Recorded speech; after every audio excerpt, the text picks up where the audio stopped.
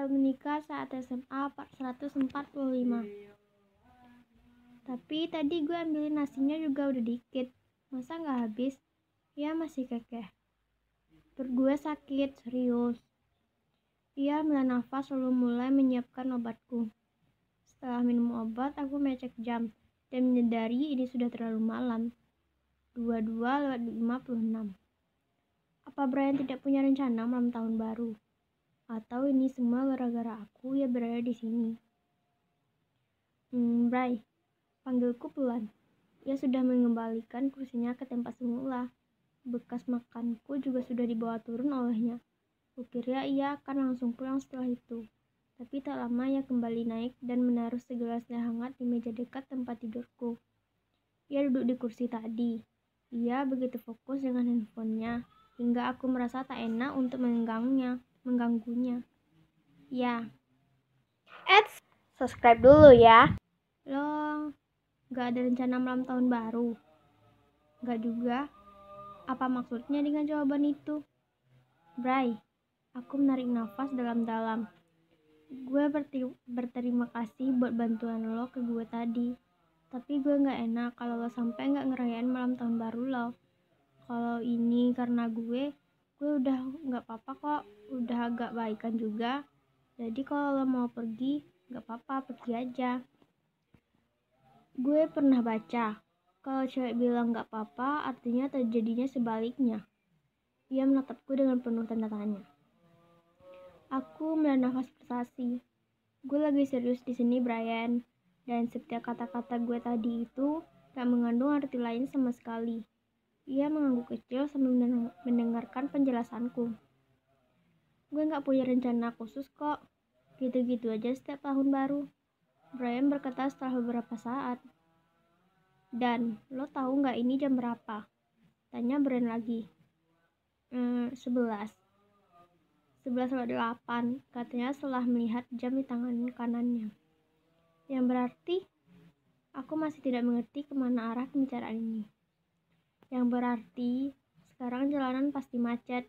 Kalaupun gue pulang, gue gak akan sampai tepat waktu di rumah. Jadi daripada buang-buang tenaga di jalanan, mending gue di sini. Jelasnya panjang lebar sambil menatapku. Aku mengangguk sambil balas menatapnya.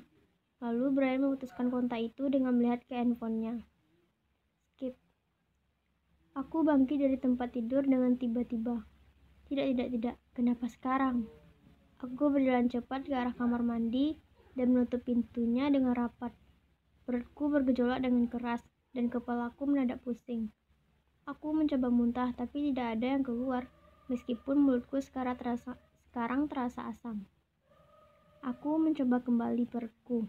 Benar-benar sakit dan aku merasa seperti bisa muntah kapan saja. Tapi masih sama.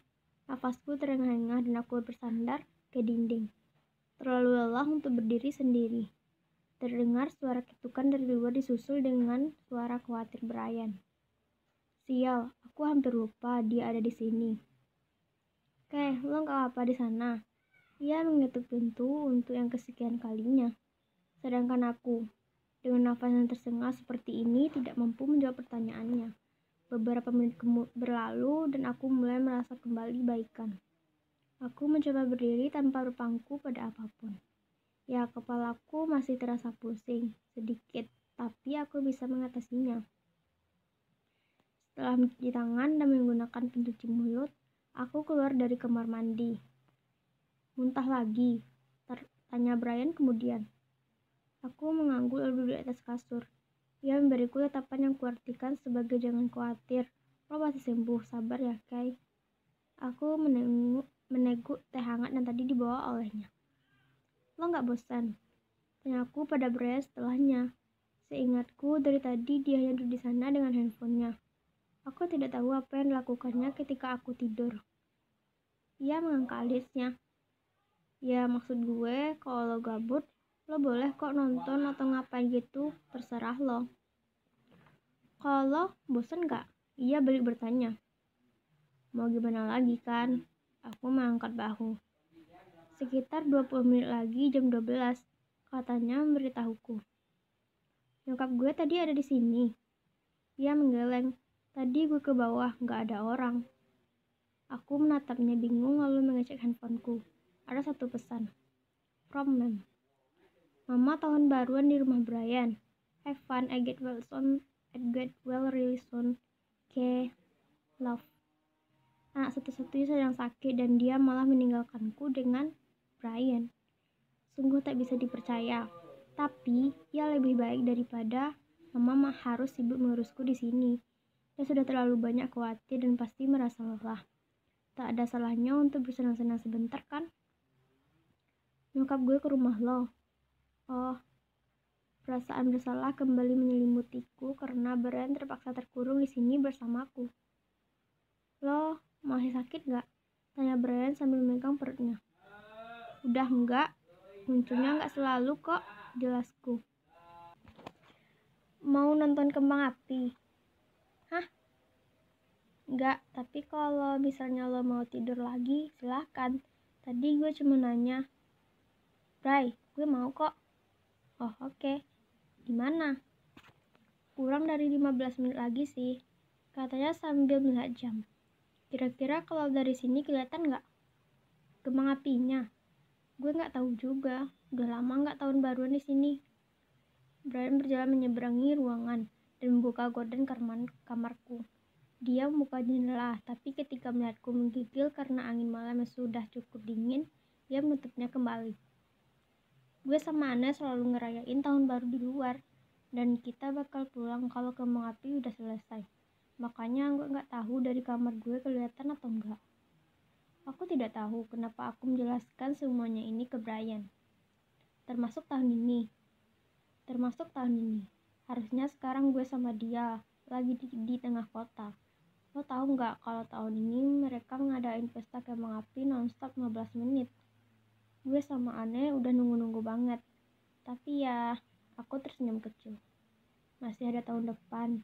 Siapa tahu tahun depan jadi 20 menit. Dia menghiburku. Siapa tahu. Brian masih berdiri di depan jendela. Gorden yang sepenuhnya dibuka membuatku dapat melihat keluar dari tempat tidur semuanya tampak gelap. Suara kembang api terdengar cukup keras memecah keheningan di antara kami. Mataku membelalak karena kaget bersamaan dengan Brian yang menoleh ke arahku. Kai, panggilnya. Ia melihat keluar jendela. Kenapa? Kesini, biar lo bisa lihat jelas. Kemudian dia melihat lagi ke arahku. Lo bisa jalan gak? Tanyanya dengan sedikit khawatir. Aku mengangguk dan mulai melingkarkan selimut di tubuhku sebelum mendekat ke arahnya. Suara kembang api kembali terdengar dan aku mempercepat langkahku. Astaga, kenapa aku sama sekali tidak tahu tentang ini? Aku menatap kembang api di hadapanku, tak percaya. Langit yang tadinya gelap menjadi tampak indah dengan munculnya warna-warni dari kembang api. Suara trompet terdengar dari segala arah bersamaan dengan suara ledakan kembang api. Keduanya bersahut-sahutan, seakan tak ingin mengalah untuk jadi yang pertama. Lo suka? Tanya Brian di sebelahku.